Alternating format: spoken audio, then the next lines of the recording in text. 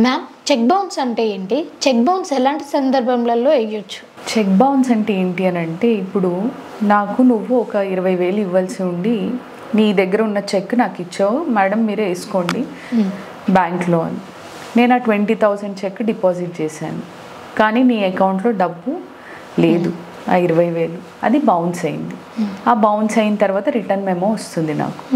Okay, ఆ return memo వచ్చినప్పుడు ఈ చెక్ బౌన్స్ అయినట్టు. ఆ 30 రోజుల్లో బౌన్స్ అయిన తర్వాత రిటర్న్ మెమో వచ్చిన తర్వాత 30 డేస్లో నేను నీకు నోటీస్ పంపించాలి, అమ్మ ఇట్లా బౌన్స్ అయింది, మరి నువ్వు డబ్బు ఇస్తావా లేదు అని అంటే నేను కేసుకి వెళ్ళనా అని.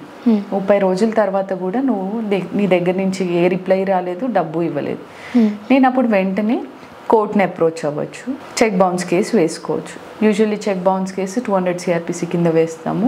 దానికి శిక్ష ఎలా ఉంటుంది అని అంటే, ఇఫ్ ఎట్ ఆల్ నువ్వు డిఫాల్ట్ అయ్యావు, 20,000 కట్టలేకపోయావు, విల్ఫుల్గా కావాలని నాకు డబ్బు కట్టలేని సందర్భాల్లో డబుల్ ద చెక్ అమౌంట్ అనేది అవార్డ్ చేస్తూ ఉంటుంది కోర్టు.